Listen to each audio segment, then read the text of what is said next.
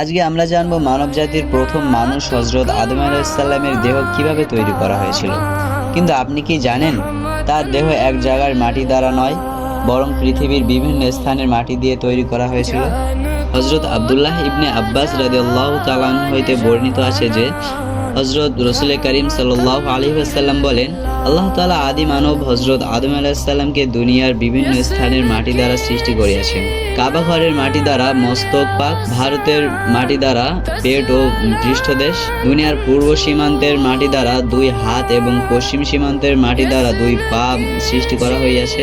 আর একটি বর্ণনায় আছে বাইতুল মুকাদ্দাসের মাটি দ্বারা হযরত আদম আলাইহিস সালামের মস্তক, বেহেশতের মাটি দ্বারা মুখমণ্ডল, ভারতের মাটি দ্বারা তাহার দাঁত, পবিত্র কাবার মাটি দ্বারা তাহার হস্তদ্বয়, ইরাকের মাটি দ্বারা পৃষ্ঠদেশ, জান্নাতুল ফেরদাউসের মাটি দ্বারা তাহার কলিজা, তায়েফের মাটি দ্বারা তাহার জিহ্বা, হাউজে কাউসারের মাটি দ্বারা তাহার চক্ষুদয়, পর্বতের মাটি দ্বারা তাহার মেরুদণ্ড এবং বাবেলের মাটি দ্বারা তাহার অন্যান্য অঙ্গ প্রত্যঙ্গ তৈরি করা হইয়াছিল। পর্বতের মাটি দ্বারা তাহার মেরুদণ্ড এবং বাবেলের মাটি দ্বারা তাহার অন্যান্য অঙ্গ প্রত্যঙ্গ তৈরি করা হয়েছে।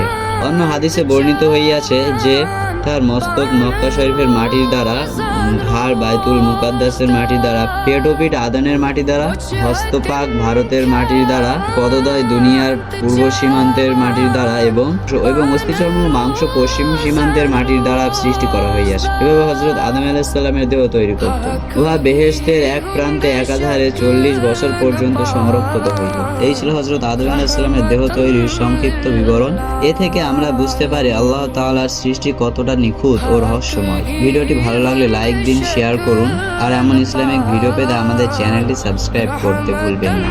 এর পরের এপিসোডে আমরা জানবো হযরত আদমের দেহে রূহের প্রবেশ। আল্লাহ হাফেজ।